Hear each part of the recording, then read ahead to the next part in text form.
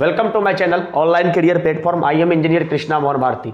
आज के लेक्चर में हम आप लोगों को आरटीई 2009 पढ़ाएंगे, ठीक ना।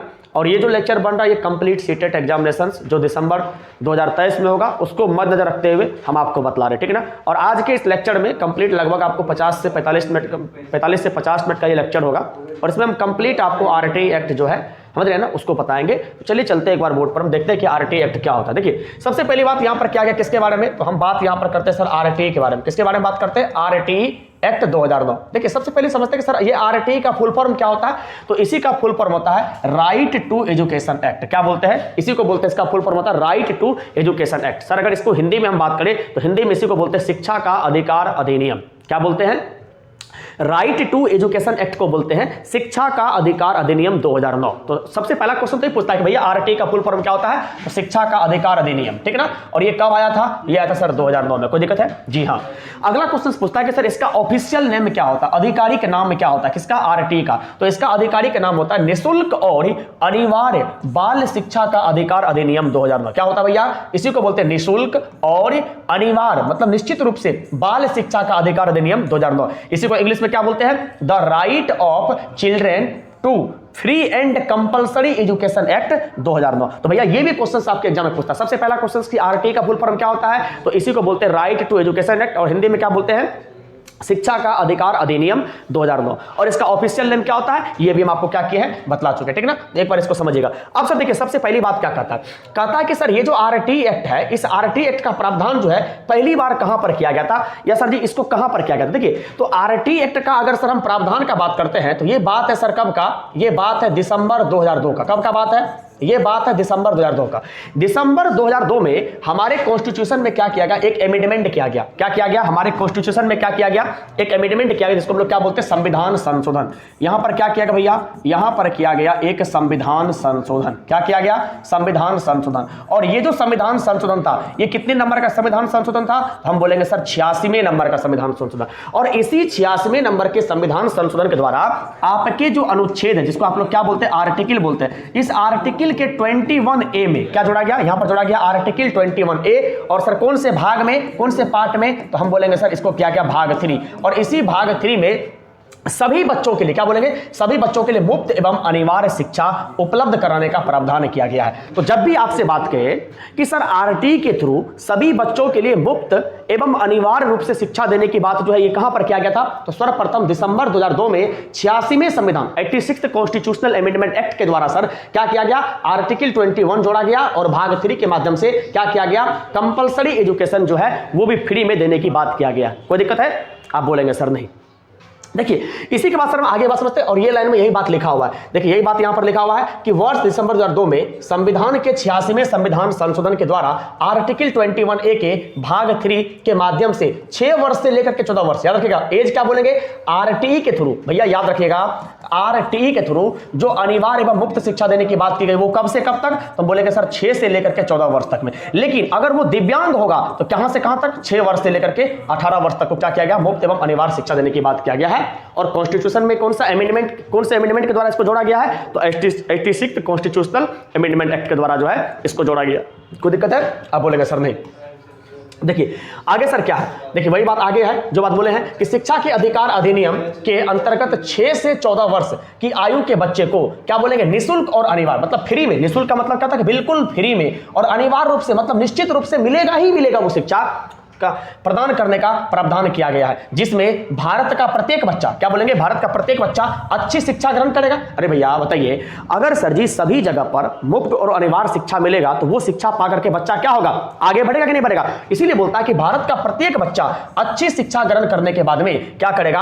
अपना भविष्य को उज्जवल करेगा। अरे भैया अगर फ्री में शिक्षा मिलेगा तो क्या होगा? बच्चा का भविष्य उज्जवल नहीं होगा। और इसी के साथ में क्या होगा भैया? साथ ही देश की उन्नति में क्या करेगा? सहयोग प्रदान करेगा। अब आप ही हमको एक बात बताइए, अगर मान लीजिए आप बेहतर तरीके से पढ़ेंगे तो क्या होंगे? आपका डेवलपमेंट होगा। और अगर आपका डेवलपमेंट होगा तो क्या आप अपने डेवलपमेंट से देश के डेवलपमेंट में सहयोग नहीं करेंगे? बिल्कुल करेंगे। यही बात कहां पर कहा गया है? इस आरटीई में कहा गया। कोई दिक्कत है? आप बोलेंगे सर नहीं।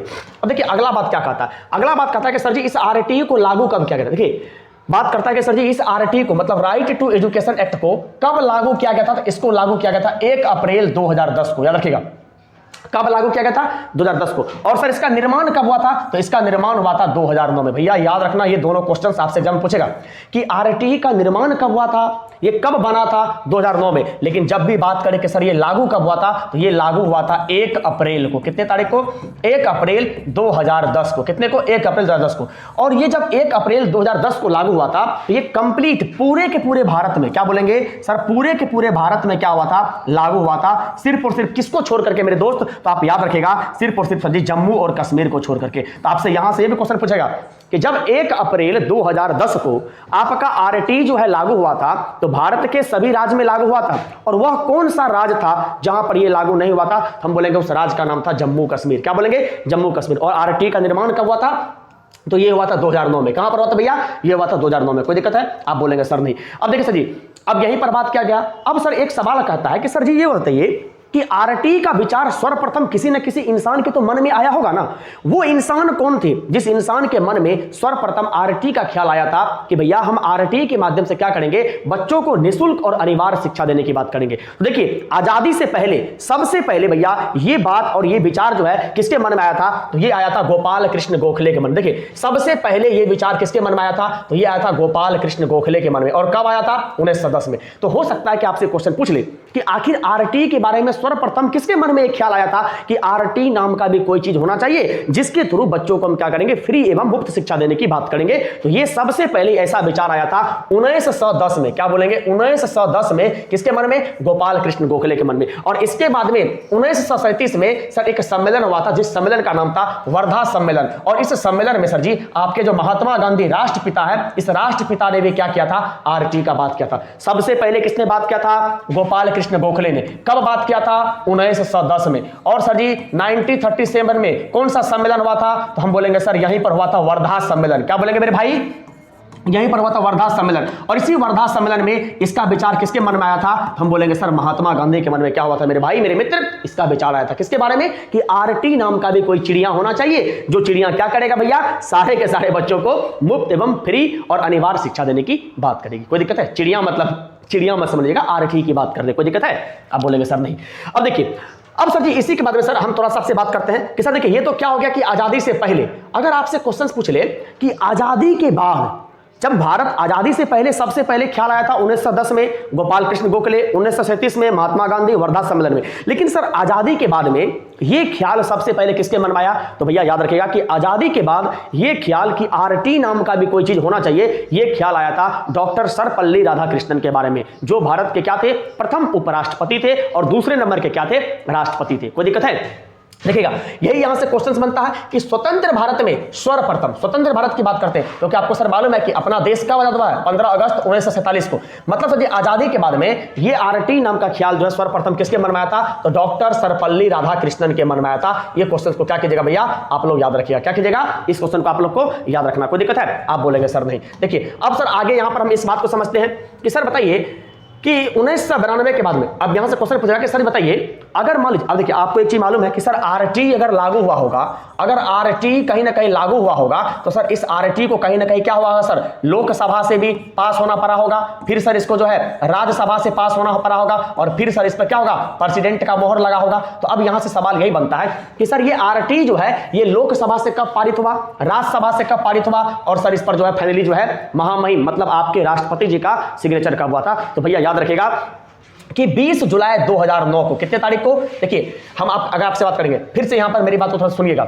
सबसे पहली बात, इसका निर्माण कब हुआ है? निर्माण हुआ है 2009 में। 2009 में निर्माण हुआ।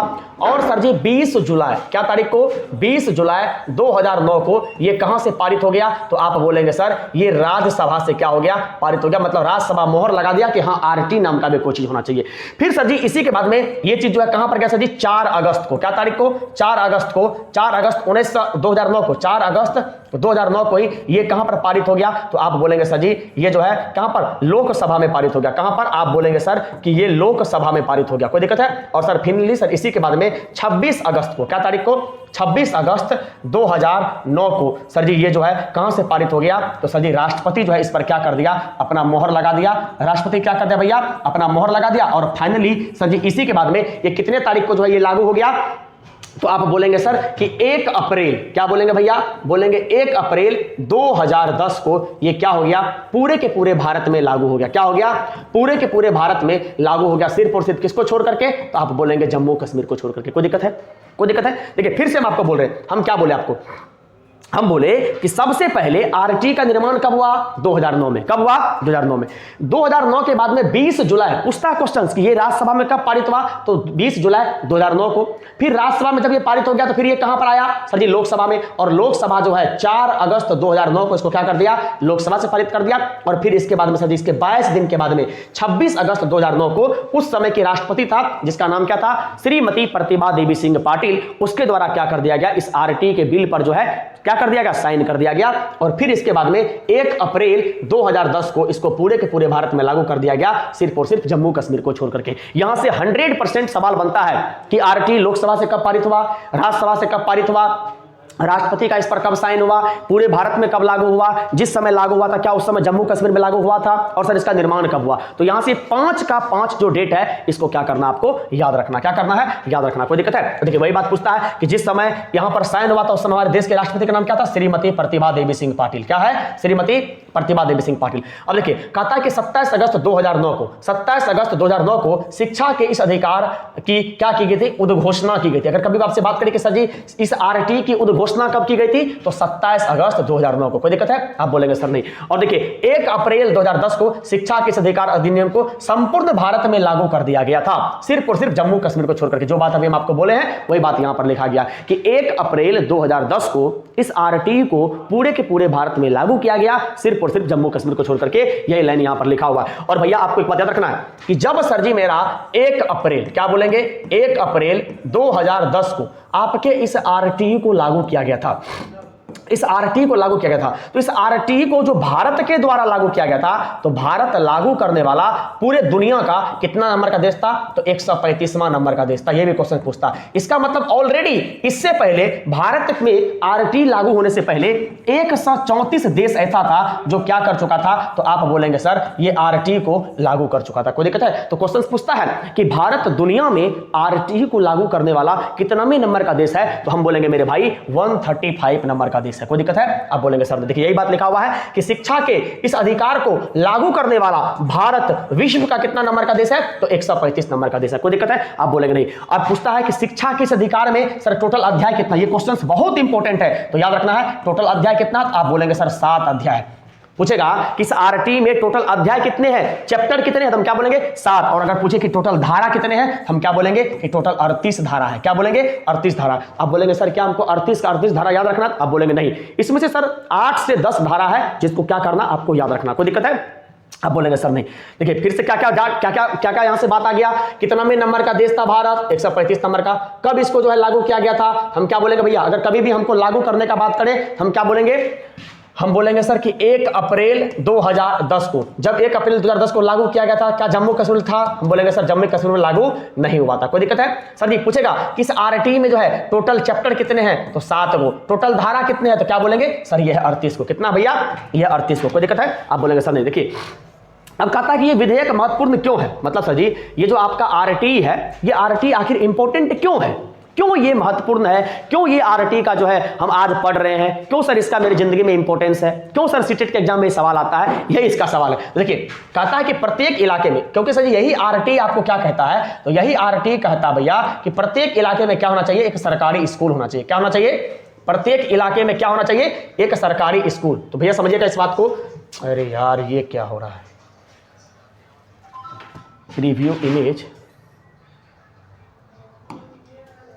चलिए तो किसका बात करता है, तो ये बात करता है कि सर ये विधेयक जो है क्यों होना चाहिए। तो देखिएगा समझिएगा ये विधेयक महत्वपूर्ण क्यों, कहता है कि प्रत्येक इलाके में क्या बोलता है कि प्रत्येक इलाके में क्या होना चाहिए, एक सरकारी स्कूल का प्रावधान होना चाहिए। देखिए कहते हैं ना कि प्रत्येक गांव में सर अगर सरकारी स्कूल होगा तब तो हम मुफ्त और अनिवार्य शिक्षा देंगे ना बच्चों को, जो आरटी का क्या है मेन मोटो है। तो भैया ये इंपॉर्टेंट इसलिए है ताकि प्रत्येक इलाके में क्या हो जाए, एक स्कूल का प्रावधान हो जाए, मतलब एक नेसेसरी रूप से क्या हो जाए, स्कूल खुल जाए। अगला कहता है कि इसमें निःशुल्क, मतलब जिसमें कोई पैसा नहीं लगे, और अनिवार्य मतलब रोज होना ही होना चाहिए और प्रारंभिक तथा माध्यमिक शिक्षा को कानूनी प्रावधान दिया गया है। इसीलिए सर ये क्या है, इंपॉर्टेंट है। अगला कहता है कि इसके अंतर्गत एक स्कूल की निगरानी, मतलब सर जी एक स्कूल को निगरानी किया जाएगा, निगरानी समिति के गठन का प्रावधान किया गया है, जो क्या होगा, समुदाय के निर्वाचित प्रतिनिधियों के माध्यम से स्कूल की कार्य प्रणाली की क्या करेगी, निगरानी को रखेगी। मतलब सर सिंपल से इसका मतलब होता है कि एक ऐसा कमेटी बनेगा, एक ऐसा निगरानी कमेटी बनेगा जो क्या करेगा, उस सरकारी स्कूल को क्या करेगा, अपने कंट्रोल में रखने का काम करेगा,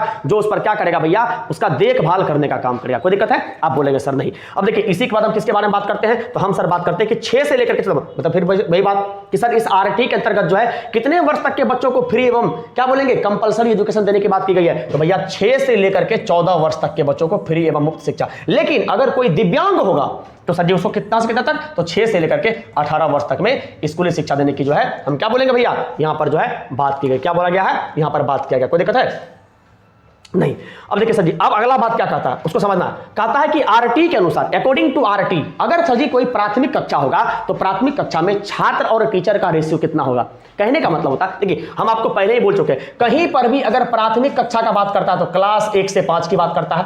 अगर कहीं पर भी उच्च प्राथमिक की बात करता है तो भैया आपका उच्च प्राथमिक की बात करता है तो ये सर 6 से लेकर के 8 तक की बात करता है। तो प्राथमिक कक्षा में छात्र मतलब सर जी कितना विद्यार्थी पर कितना टीचर होना चाहिए, तो 30 विद्यार्थी पर 1 टीचर होना चाहिए। याद रखिएगा, पूछेगा कि आरटी के अकॉर्डिंग प्राथमिक कक्षा में मतलब 1 से लेकर के 5 तक के क्लास में कितना टीचर पर कितना विद्यार्थी होना चाहिए, तो 30 गो विद्यार्थी पर 1 गो मास्टर का बहाली जरूर होना चाहिए। ये कौन कहता है, आरटी कहता है। और सर जी उच्च प्राथमिक में कितना पर, तो 35 पर 1 गो। क्या बोलेंगे, उच्च प्राथमिक में कितना पर, तो आप बोलेंगे सर जी 35 पर 1 गो। उच्च प्राथमिक मतलब 6 to 8 में 35 गो विद्यार्थी पर क्या होगा, 1 गो टीचर का बहाली होना ही होना चाहिए। कोई दिक्कत है नहीं। अब सर जी आरटी के अनुसार ही कहता है कि यदि मान लीजिए कोई आपका प्राथमिक विद्यालय ही हो, क्या बोलते हैं सर जी, अगर मान लेते हैं कि सर जी कोई भी एक ऐसा स्कूल हो जो 1 से लेकर के 8 तक का स्कूल हो, 1 से लेकर के 8 तक का स्कूल हो, और अगर उस स्कूल, देखिए क्या बात करता है, कहता है कि मान लीजिए 1 से लेकर के 8 तक का स्कूल होगा, लेकिन उस स्कूल में प्रवेश करने वाला विद्यार्थी जो होगा उसका संख्या क्या होगा, 200 से ज्यादा होगा। अगर उस स्कूल में 200 से ज्यादा विद्यार्थी प्रवेश करता है तब जो यहां पर टीचर और क्या होगा, विद्यार्थी का अनुपात होगा, वो कितना होगा, 1:40 में होगा। मतलब क्या होगा कि 40 गो विद्यार्थी पर क्या होगा, 1 गो मास्टर साहब का या 1 गो मैडम जी का, 1 गो मिस का क्या होगा भैया, बहाली होगा। कोई दिक्कत है? याद रखिएगा भैया, जब भी 1 से लेकर के 8 तक का स्कूल होगा उसमें विद्यार्थी की संख्या 200 से ऊपर होगा तो 40 गो विद्यार्थी पर 1 गो मास्टर साहब का क्या होगा, बहाली होगा। कोई दिक्कत है? अब बोलेंगे नहीं, डायरेक्ट यहां से क्या होता है, क्वेश्चन उठ कर क्या आता है। अब भैया देखिए वही बात करता है कि यदि मान लीजिए प्राथमिक स्तर की बात करेंगे, मतलब सर जी 1 से 50 तक की, मतलब क्या बोलेंगे 1 से लेकर के 5 तक की बात करेंगे। अगर मान लीजिए कि स्कूल 1 से लेकर के 5 तक का हो और अगर इस स्कूल में 150 विद्यार्थी से ऊपर का क्या हो भैया, प्रवेश हो, तो यहां पर क्या कहता है, यहां पर कहता है कि 5 गो टीचर के साथ में क्या होगा, 1 गो प्रिंसिपल का बहाली होगा। मतलब टोटल 6 गो व्यक्ति होंगे और 6 व्यक्ति में से क्या होगा, 5 गो जो होगा शिक्षक होगा और 1 गो क्या होगा, प्रधानाध्यापक होगा। तो आपसे क्वेश्चन पूछेगा कि भैया 5 टीचर प्लस 1 प्रधानाध्यापक का बहाली कब करेंगे, जब आपका स्कूल 1 to 5 का होगा और जब उस स्कूल में 150 से ऊपर विद्यार्थी क्या होगा, प्रवेश लेगा। कोई दिक्कत है? आप बोलेंगे सर नहीं।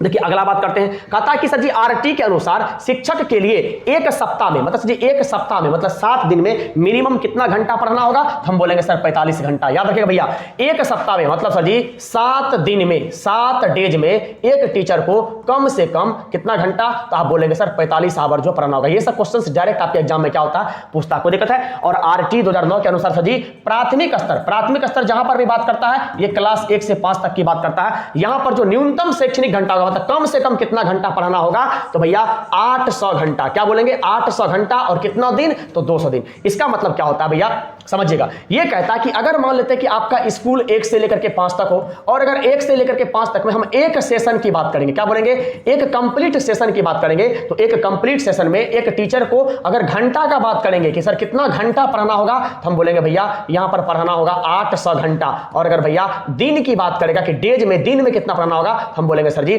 कितना, 200 दिन। कितना दिन, 200 दिन। और ये कहां की बात करता है, क्लास 1 से लेकर के 5 तक की। लेकिन भैया याद रखिएगा, अगर मान लेते हैं कि आपका स्कूल क्या होगा सर जी, क्या होगा, उच्च प्राथमिक स्तर पर होगा सर जी, हायर स्कूल के लिए हो जाएगा। सर जी समझ रहे हैं? अगर भैया क्या होगा, उच्च प्राथमिक स्तर की बात करेंगे, किसकी बात करेंगे? अगर हम यहां पर बात करेंगे उच्च प्राथमिक स्तर की, किसकी बात करेंगे? अगर हम उच्च प्राथमिक स्तर की बात करेंगे तो उच्च प्राथमिक स्तर पर सर जी एक साल में, मतलब एक साल का मतलब क्या हो गया, एक कंप्लीट सेशन में जो सर जी घंटा की बात करेंगे, किसकी बात करेंगे? जो घंटा की बात करेंगे वो घंटा कितना होगा? 1000 घंटा होगा। और अगर भैया डेज की बात करेंगे तो डेज कितना होगा? 220 दिन होगा। कितना दिन होगा? 220 दिन होगा। कोई दिक्कत है? फिर से आप मेरी बात को सुनिएगा, यहां से क्वेश्चन 100% आता है। क्वेश्चन कैसे पूछेगा उसको समझिएगा। पूछेगा कि अगर आपका स्कूल प्राथमिक लेवल का हो, 1 to 5 का हो, तो एक सेशन में कितना घंटा पढ़ाएंगे? 800 घंटा। और एक दिन में कितना पढ़ाएंगे? तो दिन में सर जी 200 दिन, मतलब सर जी एक सेशन में कम से कम आपको 200 दिन जो है स्कूल लेना पड़ेगा, स्कूल जाना पड़ेगा। और अगर वो भैया उच्च प्राथमिक स्तर की बात करेगा सर जी, हायर सीनियर सेकेंडरी स्कूल की बात करेगा, तो वहां पर एक साल मतलब एक सेशन में, एक कंप्लीट सेशन में आपको अगर घंटा में बात करें तो 1000 घंटा पढ़ाना होगा। और अगर दिन में बात करें तो 220 दिन, मतलब सर जी प्राथमिक से आपको 20 दिन ज्यादा स्कूल जाना होगा। शायद आप इसीलिए देखते होंगे कि सर जी दीपावली से छठ के बीच में क्या होता है, प्राथमिक स्कूल बंद ही रहता है, लेकिन जो आपका हायर सेकेंडरी स्कूल होता है वो क्या होता है? खुल जाता है। क्यों खुल जाता है? क्योंकि सर जी इसको 20 दिन एक्स्ट्रा काम करना होता है एक सेशन में। कोई दिक्कत है मेरे भाई मेरे मित्र? अगर आपको दिक्कत होगा ना तो आप कमेंट सेक्शन में हमको बतलाएंगे, ठीक ना? चलिए अभी तो हम आशा करके सोचते हैं कि भैया आपको ये चीज समझ में आ रहा होगा, क्योंकि बिल्कुल प्यार से होले होले से हम आपको क्या कर रहे हैं, समझा रहे हैं। और आपके गाड़ी को होले होले से बढ़ाएंगे, क्या करेंगे? होले होले से पुश करेंगे और बढ़ाएंगे। चलिए फिर से यहां से क्वेश्चन आता है, इसको मिस मत कीजिएगा मेरे दोस्त, ठीक ना? चलिए अब हम आगे बात करते हैं। सर जी कहता कि आरटी के अनुसार कक्षा 8 तक में बालकों को निष्कासित नहीं किया जाएगा। निष्कासित का मतलब क्या होता है कि आरटी कहता है कि आप कभी भी 1 से लेकर के 8 तक में किसी भी बच्चा को स्कूल से निकाल नहीं सकते हैं कि रे फल्लामा बच्चा 3 दिन स्कूल नहीं आया तो फल्लामा को क्या करो, कान पकड़ के भगा दो, उसको क्या करो, उसका नाम को काट दो। आप ऐसा नहीं कर सकते। ये बात कौन कहता है? आरटी। इसका मतलब तुम लोग इसका गलत फायदा मत उठाना कि सर जी हम तो कहीं स्कूल नहीं जाएंगे, ठीक है ना? नहीं जाओगे तो क्या होगा, इससे तुम्हारा नुकसान होगा।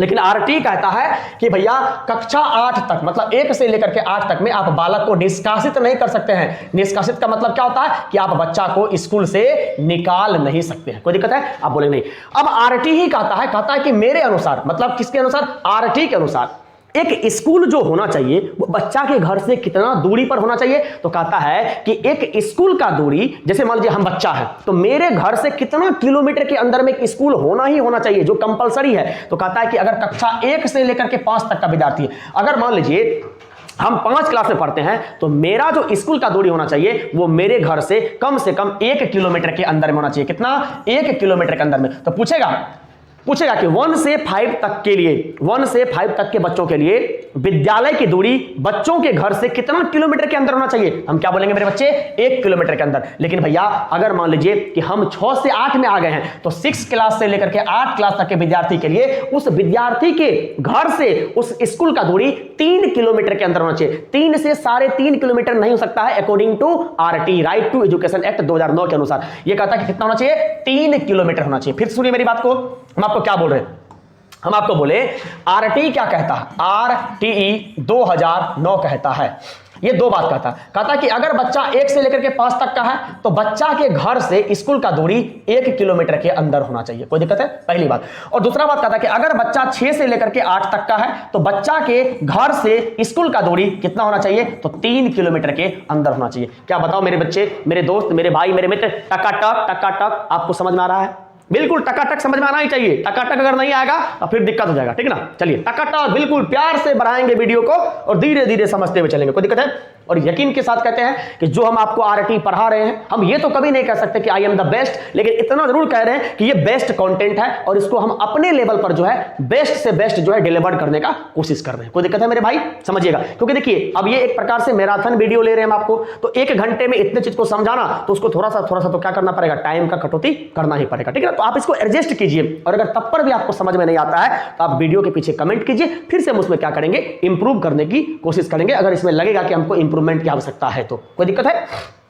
चलिए अब सर बात करते हैं। देखिए अब हम किसके बारे में बात करते हैं? फिर से अब हम सर बात करते हैं कि आरटी के अनुसार एक अध्यापक को प्रतिदिन कितना घंटा पढ़ाना चाहिए? कहता है अकॉर्डिंग टू आरटी एक अध्यापक, मतलब सर एक टीचर को जो है एक दिन में प्रतिदिन कितना घंटा पढ़ाना चाहिए? देखिए हम सबसे पहले बात क्या बताया आपको 1 to 5 में एक सप्ताह में कितना दिन कितना घंटा पढ़ाएंगे, एक सेशन में कितना दिन कितना घंटा पढ़ाएंगे। अब कहता है कि सर जी एक दिन में एक टीचर को कितना घंटा पढ़ाना चाहिए, तो कहता है कि अगर प्राथमिक स्तर पर होगा, मतलब सर जी 1 से लेकर के 5 तक का स्कूल होगा, तो कम से कम टीचर को 4 घंटा, क्या बोलेंगे, 4 घंटा पढ़ाना होगा। और अगर उच्च प्राथमिक स्तर पर होगा भैया क्या होगा, तो वहां पर हमको 4.5 घंटा, मतलब क्या बोलेंगे सर जी 4 घंटा 30 मिनट पढ़ाना होगा। कोई दिक्कत है, आप बोलेंगे सर नहीं। फिर से सुनिए मेरी बात को, आरटी के अकॉर्डिंग एक टीचर को एक दिन में अगर 1 to 5 का स्कूल है तो 4 घंटा पढ़ाना होगा, और अगर हायर सेकेंडरी स्कूल है तो 4.5 घंटा पढ़ाना होगा। कोई दिक्कत है, आप बोलेंगे कहीं से भी क्वेश्चन आपके एग्जाम में क्या हो जाएगा, टपक जाएगा। कोई दिक्कत है।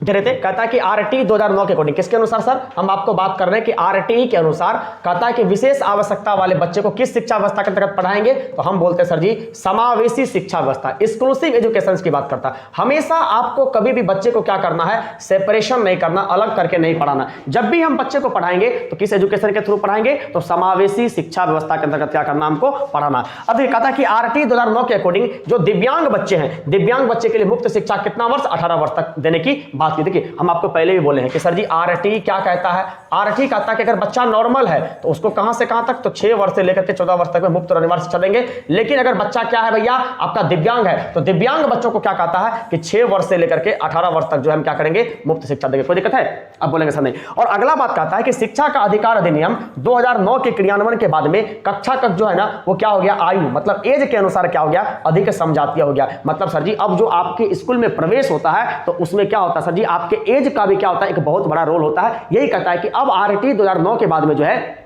आपका जो आयु है वो क्या हो रहा है, आयु के अनुसार क्या हो गया है, आपका क्लासरूम अधिक समझातीय हो गया। क्या हो गया है, समझातीय हो गया। कोई दिक्कत है, आप बोलेंगे सर नहीं। अब देखिए आगे की बात को हम समझते हैं, आगे क्या कहता है। अब सर देखिए यहाँ पर, अब यहाँ से एक बात शुरू कि धारा शुरू हो गया। अब यहाँ से सारे धारा को क्या करना, हमको याद नहीं करना है, जो इंपॉर्टेंट धारा है उसको हमको क्या करना है, यहाँ से क्या करना है, समझना। देखिए अब धारा 1, इसको थोड़ा सा आपको याद रखना कि धारा 1 किसके बारे में बात करता है, तो धारा 1 में आरटी 2009 के नाम के बारे में उल्लेख किया गया है, और इसको कब लागू किया गया था इसके बारे में जिक्र किया गया, और इसके विस्तार के बारे में जिक्र किया गया। मतलब सर जी आरटी 2009 का नाम जो आरटी 2009 पड़ा ये धारा 1 में है। ये कब लागू हुआ, तो 1 अप्रैल 2010 को ये बारे में जिक्र किया गया है। और सर जी इसका विस्तार कहां पर है, तो पूरे के पूरे भारत में। लेकिन सिर्फ और सिर्फ जिस दिन ये लागू हुआ था, किस तारीख को, 1 अप्रैल 2010 को, ये पूरे भारत में तो लागू था, सिर्फ जम्मू कश्मीर को छोड़ करके। कोई दिक्कत है, अब बोलेंगे सर नहीं। तो इसका जिक्र कहां पर है, यहां पर क्या गया। अब देखिए सर जी अब यहीं से हम इंपॉर्टेंट धारा के बारे में बात करेंगे, हम सारे धारा के बारे में क्या करेंगे, आपको बात नहीं करेंगे, ठीक है ना। तो सर देखिएगा 2 उतना इंपॉर्टेंट नहीं है। अब सर जी देखिए अगर आपके एग्जाम में जो पूछता है सर वहां पर क्या है, देखिएगा अब सर देखिए यहाँ पे पूछता है कि धारा 3, देखिए धारा 3 क्या आपके लिए इंपॉर्टेंट है, तो धारा 3 को आपको याद रखना है। धारा 3 किसके बारे में बात करता है, इसमें क्या किया गया, बालक का शिक्षा का अधिकार। क्या बोलेंगे, पूछा कि बालक के शिक्षा के अधिकार के बारे में कौन से धारा में बात किया गया है, तो हम बोलेंगे सर धारा 3 में। और यहीं पर कहा गया है धारा 3 के अंतर्गत ही कि भैया 6 वर्ष से लेकर के 14 वर्ष तक के बच्चों को निःशुल्क और अनिवार्य शिक्षा मिलेगा, और अगर कोई बच्चा दिव्यांग है तो उस बच्चा को 6 वर्ष से लेकर के 18 वर्ष तक के बच्चों को क्या होगा, मुफ्त और अनिवार्य शिक्षा जो है देने की बात की है। कोई दिक्कत है, आप बोलेंगे सर नहीं। क्या बोलेंगे, नहीं। अब देखिए ये धारा 4 भी क्या भैया आपके लिए इंपॉर्टेंट है, और धारा 4 क्या कहता है, कहता है कि आयु के अनुसार कक्षा में प्रवेश देने का प्रावधान है। मतलब भैया अगर कोई बच्चा 6 साल का है उसको कौन कक्षा में प्रवेश देंगे, अगर कोई बच्चा 12 साल का है तो उसको कौन से कक्षा में प्रवेश देंगे। इस बात का जिक्र कहां पर किया गया है, आपके धारा 4 में क्या गया। देखिए 1 में आरटी का नाम और उसके विस्तार के बारे में जिक्र किया गया है, और आपके धारा 3 में बालक के शिक्षा के अधिकार का बात किया गया है कि भैया 6 से लेकर के 14 वर्ष, और अगर दिव्यांग बालक होगा तो 6 से लेकर के 18 वर्ष। और 4 में किसका बात किया गया है कि भैया बच्चे को जो हम प्रवेश देंगे वो किसके अनुसार देंगे, तो आयु के अनुसार देंगे। और धारा 5 क्या कहता है, ये कहता है कि टीसी मांगने पर टीसी प्रदान करना। जैसे सर जी आप लोग जो है मान लीजिए कि आप 6 क्लास में हैं और आपको किसी दूसरे स्कूल जाना है तो आप क्या करते हैं, ट्रांसफर सर्टिफिकेट मांगते हैं ना, तो वही बात यहां पर कहता है कि टीसी मांगने पर टीसी प्रदान करना। ये बात भी कहां पर किया गया है, ये धारा 5 में कहा गया। कहां पर कहा गया है, धारा 5 में कहा गया। कोई दिक्कत है, आप बोलेंगे सर नहीं। देखिए अगला बात क्या कहता है, अगला बात देखिए समझते हैं। अब सर देखिएगा अगला किसके बारे में बात करते हैं, तो अगला हम बात करते हैं सर यहां पर जो इतना दर नहीं, अगला 10, ये बहुत क्या इंपॉर्टेंट है सर। देखिए अगला 10 क्या कहता है, धारा 10 कहता है कि माता पिता के कर्तव्य के बारे में। सर माता पिता का क्या कर्तव्य होना चाहिए कि भैया आप जो है बालक या बालिका को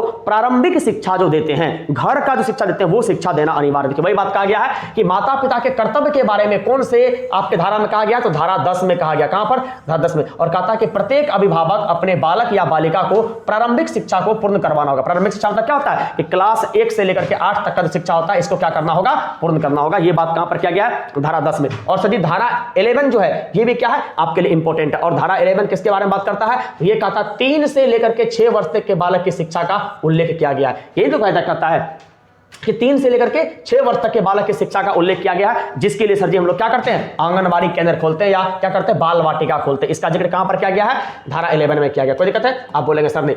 अब देखिएगा सर एक और इंपॉर्टेंट है, 2-3 और इंपॉर्टेंट है सर जी, क्या है देखिए यहां पर बात करते हैं किसके बारे में, धारा 50 के बारे में। और ये धारा 12 किसके बारे में बात करते हैं, धारा 12। ये धारा 12 क्या कहता है, ये कहता है कि 25% पदों पर, कितना पर भैया, 25% पदों पर निःशुल्क प्रवेश प्रदान करेगा। अगर सर जी ये कहता है कि अगर कोई प्राइवेट स्कूल भी है तो उस प्राइवेट स्कूल के भी 75% सीट पर ही आप पेमेंट ले सकते हैं और 25% सीट पर क्या होगा, निःशुल्क आप एडमिशन लेंगे और वो जो 25% सीट का आपका पेमेंट बनता है वो आपको कौन करेगी, वो आपको गवर्नमेंट आपको पे करेगी। कोई दिक्कत है, देखिए यही बात यहां पर लिखा गया कि प्रत्येक विद्यालय अपने विद्यालय की प्रथम कक्षा में 25% पदों पर आरटी के तहत प्रवेश प्रदान करेगा और इस खर्च की पूर्ति कौन करेगा, तो आपका जो क्या बोलेंगे सर जी, स्टेट गवर्नमेंट है, राज्य सरकार है, वो क्या करेगा, इसको बियर करेगा। कोई दिक्कत है। और सर धारा 14-13 ये भी क्या थोड़ा सा इंपॉर्टेंट है। देखिए ये क्या कहता है, धारा 13 कहता है कि प्रवेश शुल्क और प्रवेश परीक्षा नहीं लेना, किसी भी स्कूल को ना तो एडमिशन चार्ज लेना है और ना तो उसको एग्जामिनेशन फी लेना है।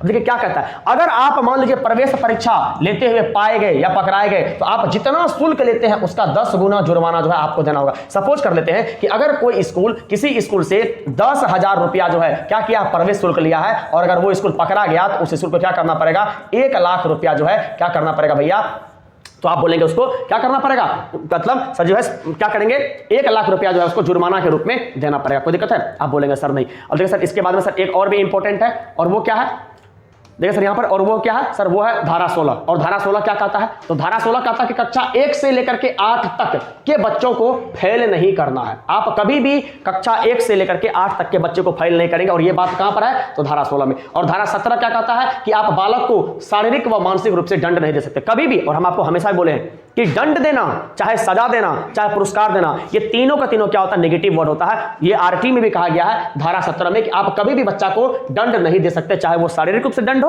चाहे वो मानसिक रूप से दंड हो। कोई दिक्कत है, अब बोलेंगे सर नहीं। देखिए अब इसके बारे में सर अगला बात क्या किया गया, अगला बात कहा गया सर धारा 19 के बारे में। और धारा 19 क्या कहता है कि विद्यालय में मान व मानक का उल्लेख किया जाएगा। कोई दिक्कत है सर जी, वहीं पर यहां पर बात किया गया कि एक सप्ताह में आपको मिनिमम जो है 45 घंटा पढ़ाना है और 1 वर्ष में जो है आपको कितना घंटा पढ़ाना, ये सब चीज के बारे में जिक्र जो है यहीं पर किया गया। कोई दिक्कत है, आप बोलेंगे सर नहीं। अब एक और है जो आपको सिर्फ याद रखना है और वो कौन सा है, देखिए भैया वो बताते भैया, एक और भी है जो सर क्या है उसको मैं भी बता रहे हैं। देखिए ये कौन सा, ये शिक्षकों का कर्तव्य, जिसको हम लोग क्या बोलते हैं, धारा 24। क्या बोलते हैं, हम सारा धारा आपको इसे लिख कर दे देंगे लेकिन यही सब क्या इंपॉर्टेंट है। यहां पर क्या कहा गया, शिक्षकों के कर्तव्य के बारे में बताया गया। शिक्षक का कर्तव्य क्या है सर जी, टीचर का कर्तव्य है कि शिक्षक जो है समय पर क्या करे, अपने विद्यार्थी के सिलेबस को कंप्लीट करे। वही लिखा है कि शिक्षकों को समय पर आना है, विद्यालय आना है, पेरेंट्स टीचर मीटिंग करना है और सिलेबस को समय पर खत्म करना है ना क्या। ये सब चीज का जिक्र कहां पर है, धारा 24 में। और धारा 25 क्या बोलता है, तो ये शिक्षक और छात्र के अनुपात की बात करता है कि भैया एक प्राथमिक विद्यालय में कितना टीचर होगा तो कितना विद्यार्थी होगा और एक उच्च विद्यालय में कितना टीचर होगा तो कितना विद्यालय होगा, मतलब सर कितना विद्यार्थी होगा तो उस पर जो है कितना टीचर होना चाहिए। आशा ने पूर्ण विश्वास करते हैं कि आरटी से रिलेटेड जितना भी टॉपिक हुआ होगा वो आपको समझ में आ गया होगा, ठीक है ना। अगर इससे कोई भी दिक्कत आता है आप हमको कमेंट सेक्शन में बता सकते हैं, उसको भी हम क्या करेंगे, डाउट को क्लियर करने की कोशिश करेंगे, ठीक है ना। और अगर आपको ये पीडीएफ चाहिए तो Krishna sir official Telegram channel को ज्वाइन कर लीजिए, वहीं पर आपको जो है ये पीडीएफ मिल जाएगा, ठीक है ना। तब तक के लिए बाय बाय, टेक केयर, शुभ संध्या, शुभ रात्रि, आपका दिन शुभ हो, भगवान करे आपको सब कुछ मिले जो आप चाहते हो।